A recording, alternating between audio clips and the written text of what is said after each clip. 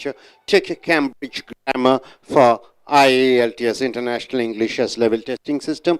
We have come to the page number 86B. What's the topic? Likelihood based on conditions, right? Day to day you go in for conditional sentences, don't you? If I get up early, if I do exercise, if I study well, if I join in this company, if I go to America, as long as you support me, I would help you, this and that. All the condition sentences, right? You use in day-to-day conversation. So conditional sentences, what are the words for conditions? If, provided that, as long as, so long as, unless, else, when. So these are the conditional sentences.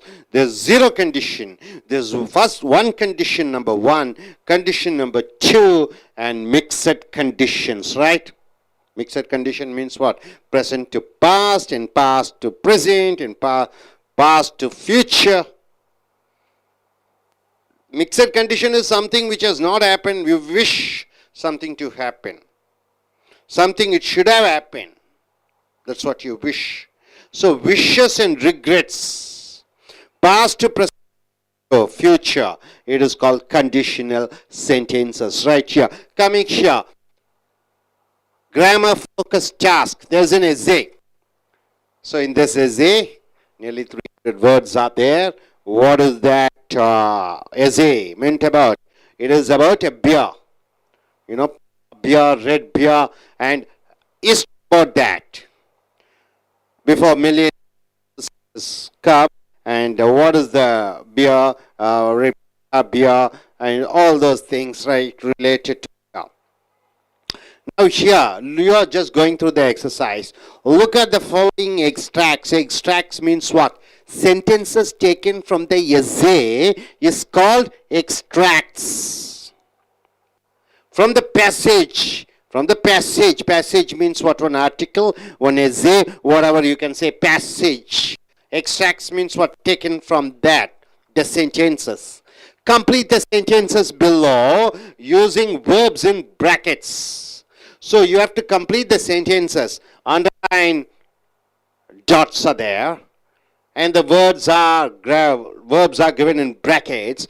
So you have the correct verb in the correct form. For more than 100 years, see the extract in the passage says, for more than 100 years, scientists have argued over exactly what a panda is. What do you mean by panda? It's a beer. Panda, beer. Now finally, with the help of DNA testing,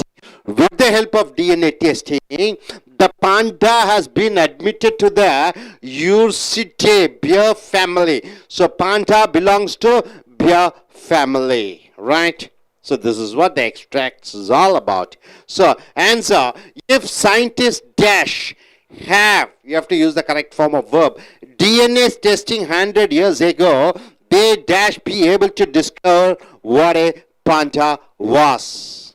So before, only after 100 years, they, with the help of DNA testing, they were able to understand that panda belongs to the beer family. So if scientists, a condition is given, dash DNA testing 100 years ago, before 100 years ago, if they did the testing, they dash be able to discover what a panda was 100 years before, right? So what is the correct answer? If scientists had, had DNA testing 100 years ago, they dash be able to discover what a panda was. They be able to. Would have been able to. Would have been able to. Would have been able to. Would have been able to. Discover what a panda was. So past to past. In the past. So what do you mean by this sentence? It means scientists have not discovered 100 years before. If they had done the testing 100 years before, they would have been able to find out that panda belongs to the beer family, right? Which they have not. Now coming here, however, the following year, geologist, who is a geologist? A geologist. Alphonse Milne. His name is Alphonse Milne Edwards. Dissected means what? Cutting and finding out the first specimen and concluded that it had more in common with the red panda, a member of the raccoon family. See the extracts, it's all exact. So if Alphonse Edwards not dissected a giant panda, scientists not think that giant panda was a raccoon. You got the sentence, what's it given here?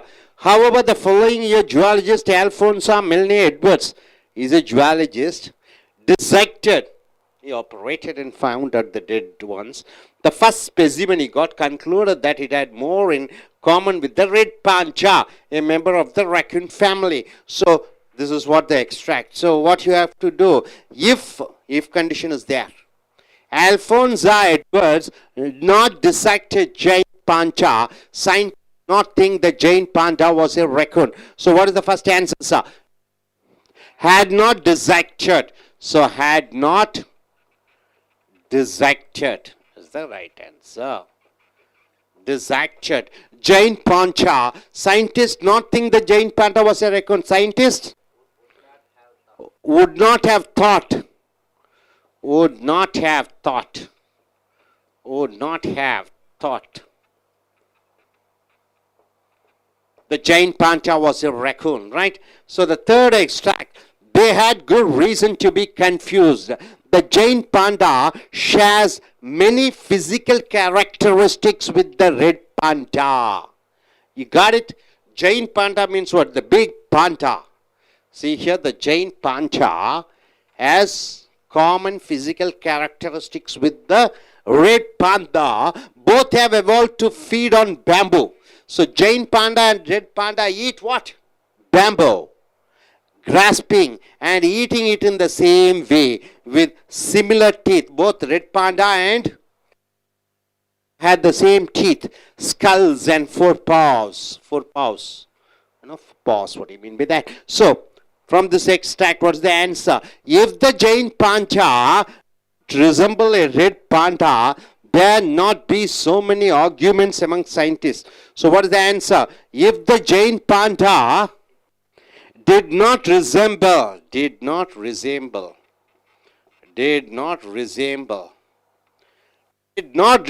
a red panda, there would not have been so many arguments. There would not have been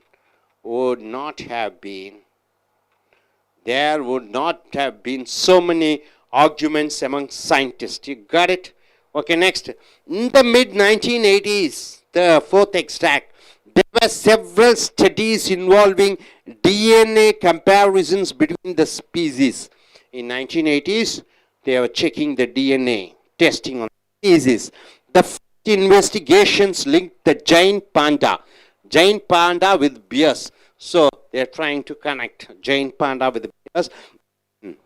But in 1991, further tests contradicted means gone against these findings and placed it in the raccoon family with the red panda. So what is this? If the 1991 DNA test not contradict means going against the earlier findings, then the argument dash be resolved earlier. So what is the answer? If the 1991 DNA test had not contradicted, the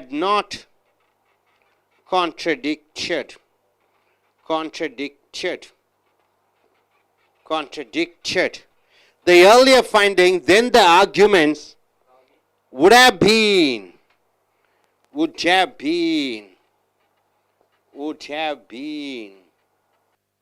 resolved earlier. Able to understand, sir? So what you are able to understand, all these are if conditions. In the past something has not happened, something would have happened. If the past something would have happened, something wouldn't have happened. So these type of in the past is the mixed conditional sentences. Are you clear about it? Okay. நண்பர்களே, உங்களுடைய Cambridge grammar ஐஎல்ஸ் புக்கை எடுத்துக்கொள்ளுங்கள். நிபந்தனை வாக்கியங்கள் ஏற்கனவே பார்த்துருக்கிறீங்க. நிபந்தனை வாக்கியங்கள் என்றால் என்ன? ஆங்கிலத்தில் இஃப் என்று சொல்வோம். அப்படி ஒன்று இருந்தால் if you study well you will get good marks என்று பார்த்து இருக்கிறோம். அது நிகழ்காலத்திலே அல்லது இப்போ இறந்த காலம் இருக்கிறோம். என்ன, நான் நன்றாக படித்தேன், வெளிநாட்டிலே சென்றிருக்கிறேன். நான் நன்றாக படித்திருக்காவிட்டால் வெளிநாட்டு சென்றிருக்க முடியாது. எப்படி சொல்லுவீங்க? If I had not studied I would not have gone abroad. ரைட்டா? இறந்த காலத்திலே நடைபெற்ற காரியம் நடைபெற்றாமல் இருந்திருந்தால் என்ன நடந்திருந்திருக்கும் என்று சொல்கிற பொழுது இந்த கண்டிஷனல் மிக்சட் கண்டிஷன் செய்கிறீர்கள். அது மிக மிக முக்கியமானது. ஸோ இஃப் என்று சொல்கிறோம். அன்லஸ் என்றால் என்ன? அதுவரை. so long as என்றால் என்ன? அது வரைக்கும். as long as, provided that, அப்படி ஒன்று இருந்தால், when எப்பொழுதோ அப்பொழுது. ஸோ இவைகள் எல்லாம் எல்ஸ் என்றால் என்ன? ஒன்று இல்லாவிட்டால். இவைகளெல்லாம் நிபந்தனை வார்த்தைகளாக வருகிறது, நிபந்தனை வாக்கியங்களாக வருகிறது. நிபந்தனை வாக்கியங்கள் என்று ஒரு வாக்கியம் வந்துவிட்டால் விளைவு வாக்கியம் என்று வரும். நான் அரசாங்க பரீட்சை எழுதியிருக்காவிட்டால் நான் ஒரு அரசாங்க வேலைக்காரனாக இருந்திருக்க முடியாது. எப்படி சொல்லுவீங்க? if I had not written government examination I wouldn't have been a government employee. ரைட்டுங்களா? அப்படி இப்படி இருந்திருக்க முடியாது என்று வருகிறது. ஆக நிபந்தனை இருந்தால் விளைவு வாக்கியம் என்று ஒன்று வரும். So look at the following extracts. Extracts என்றால் என்ன? ஒரு கட்டுரையிலிருந்து எடுக்கப்பட்ட தொகுப்பை எக்ஸ்ட்ராக்ட்ஸ் என்று சொல்கிறோம். Look at the following extract from the passage என்றால் என்ன? ஒரு கட்டுரையிலிருந்து எடுக்கப்பட்ட ஒரு சில பத்திகள் அல்லது வாக்கியங்கள். Complete the sentences below using verbs. கீழே கொடுக்கப்பட்டிருக்கக்கூடிய ஒரு எக்ஸ்ட்ராக்ட் என்றால் என்ன? ஒரு தொகுப்பை எடுக்கிறோம் ஒரு கட்டுரையிலிருந்து. அந்த தொகுப்பு, அதற்கு கீழ் ஒரு நிபந்தனை வாக்கியம் எழுதியிருக்கிறோம் அதற்கு எதிர்மறையாக. அந்த நிபந்தனை வாக்கியங்கள் எழுதும் பொழுது அது கோடிட்ட இந்த வினைச்சொல் கொடுக்கப்பட்டிருக்கிறது. என்ன வகையான வினை வடிவ வார்த்தை அதை பயன்படுத்த வேண்டுமோ அங்கே நீங்கள் பயன்படுத்த வேண்டும். உதாரணத்திற்கு ஃபார் மோர் தென் 100 years இந்த கட்டுரை என்ன சொல்லுகிறது என்றால், கரடி இனம் பல லட்சம் ஆண்டு காலத்திற்கு முன்னாடி கரடி தோன்றியது. கரடியின் குடும்பத்திலே சிகப்பு பாண்டா என்ற ஒரு கரடி இருக்கிறது. மிகப்பெரிய சைஸிலே இருக்கும். மாமிசம் சாப்பிடக்கூடிய கரடிகள், மாமிசம் சாப்பிடாத கரடிகள், மூங்கிலை சாப்பிடக்கூடிய கரடிகள். அது 76% மூங்கில்களை சாப்பிட்டு கொண்டே இருக்கும். காய்களை சாப்பிடக்கூடிய கரடிகள். இப்படி கரடிகள் இனத்திலே வகையான கரடிகள் இருக்கிறது. அதில் ரெட் பாண்டா என்று சொல்லக்கூடிய சிகப்பு கரடி. இன்னொரு கரடி என்று பார்க்கிற பொழுது அந்த என்ன என்று சொல்கிறோம்? பாண்டா அல்ல சிகப்பு பாண்டா. இன்னொன்று ஜெயின் பாண்டா, மிகப்பெரிய புதாகரமாக இருக்கக்கூடிய கரடி. அந்த இனத்தை பற்றி பார்க்கிறோம். For more than 100 years, 100 ஆண்டு காலமாக scientists have argued over exactly what a panda is. விஞ்ஞானிகள் பெரிய தெளிவாக இல்லை விவாதித்துக் கொண்டிருக்கிறார்கள். பாண்டா என்றால் என்ன? ஒரு கரடி இனம். அதனை பற்றி அவர்கள் முழுமையாக அறிந்து கொள்ள முடியவில்லை. ஒரு குழப்பமாக இருக்கிறது 100 ஆண்டு காலமாக.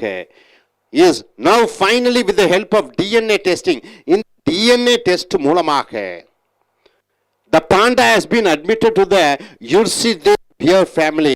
அந்த பாண்டா என்பது கரடி குடும்பத்தை சேர்ந்த ஒரு இனம் என்று கண்டுபிடித்திருக்கிறார்கள்.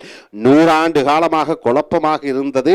இன்று தீர்வு வந்துவிட்டது. அந்த பாண்டா என்ற கரடி குடும்பத்தை சேர்ந்த இனம்தான் அந்த பாண்டா. ஸோ இப்போ பார்த்தீங்கன்னா இந்த இஃப் வாக்கியத்தை பயன்படுத்துகிறோம்.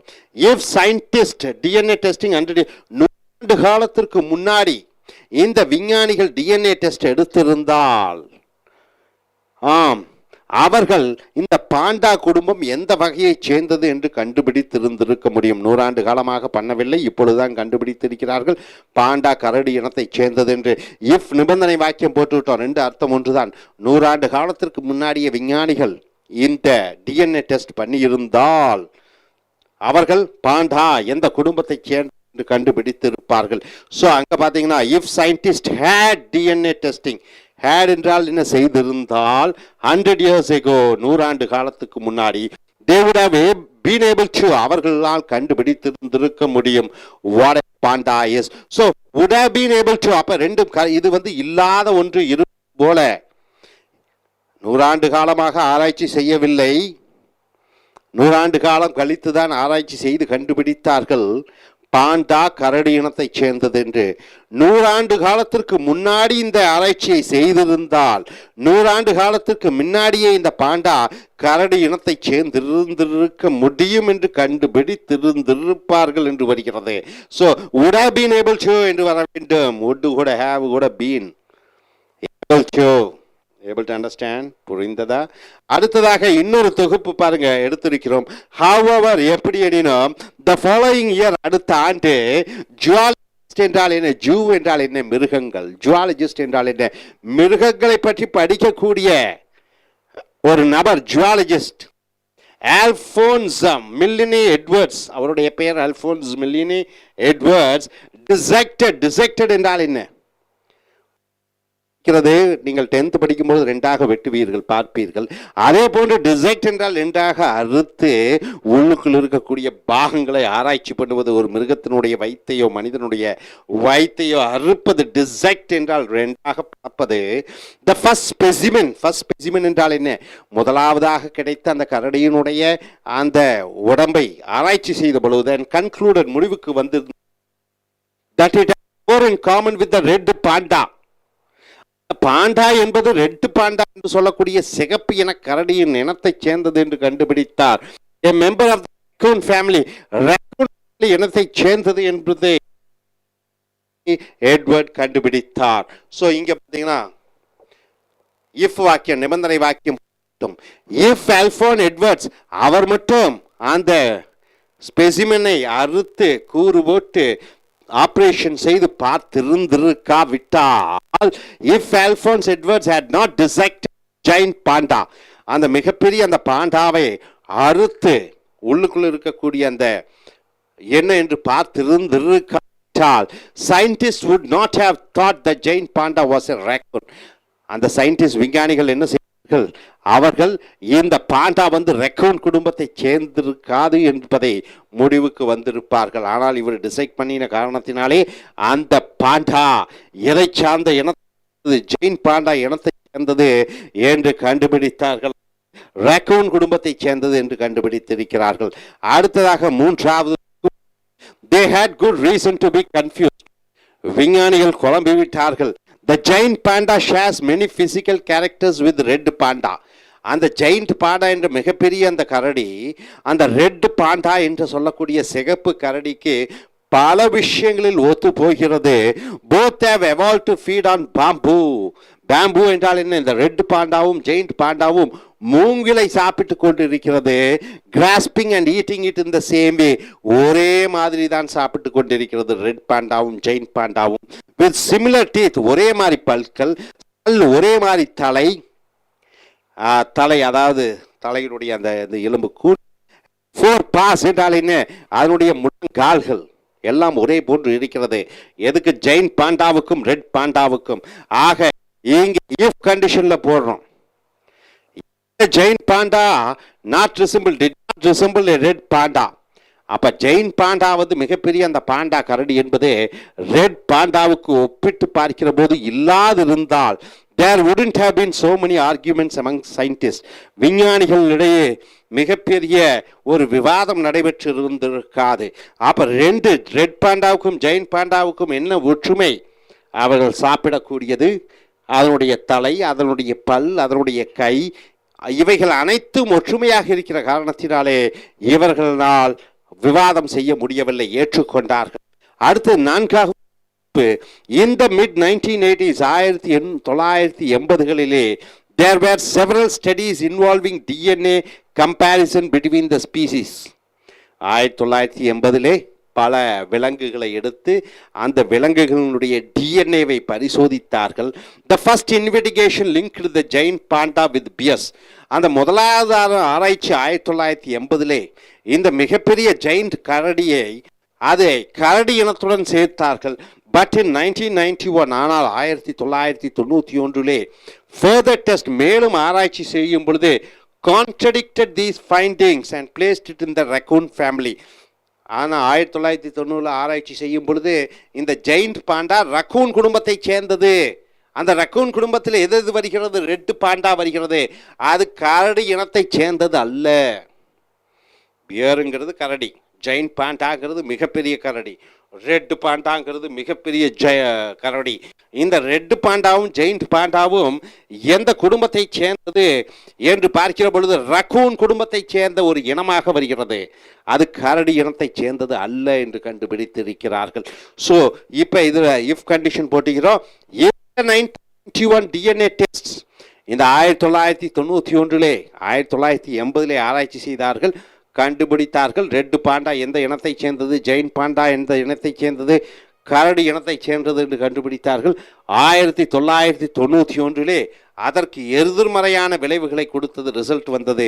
if the 1991 DNA test had contradicted, அது மட்டும் எதிர்மறையான ஒரு முடிவுகளை கொடுத்திருந்திருக்காவிட்டால் 1991 the earlier finding, then the argument would have been resolved earlier. அப்போ முன்னமே இந்த 1991 மறு ஆராய்ச்சி செய்து அந்த ரெட் பாண்டாவும் ஜெயின் பாண்டாவும் ரக்கூன் குடும்பத்தை சேர்ந்தது என்று கண்டுபிடித்திருக்காவிட்டால் இந்த குழப்பம், இந்த பிரச்சனை முன்னமே தீர்ந்திருக்கும் என்று வருகிறது இஃப் நிபந்தனை வாக்கியம்.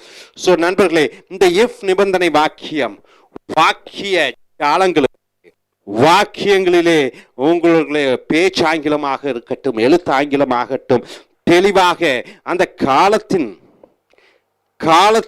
நிபந்தனை, அந்த காலத்திலே ஒன்று நடைபெறாவிட்டால் நிகழ்காலத்திலே இப்படி இருந்திருப்பேன், நிகழ்காலத்திலே ஒன்று செய்தால் எதிர்காலத்திலே ஒன்று நடந்திருக்கும், எதிர்காலத்திலே ஒன்று இல்லாவிட்டால் நிகழ்காலத்தில் நான் வேறு மாதிரி செய்திருப்பேன். இந்த நிபந்தனை இஃப் கண்டிஷன்ஸ் மிக்சட் என்றால் என்ன, காலங்களை இணைக்கக்கூடிய அந்த நிபந்தனை வாக்கியங்களை இணைக்கும் பொழுது உன்னுடைய ஆங்கிலம் சிறப்பானதாக இருக்கும். இது எழுத்தாங்கிலத்திலும் உன்னுடைய பேச்சாங்கிலத்திலும் இந்த பரீட்சையின் பொழுதும் இது மிக உபயோகமாக இருக்கும். இனி அடுத்து வரக்கூடிய வீடியோக்களில் மற்றவைகளை பார்ப்போம். தேங்க்யூ.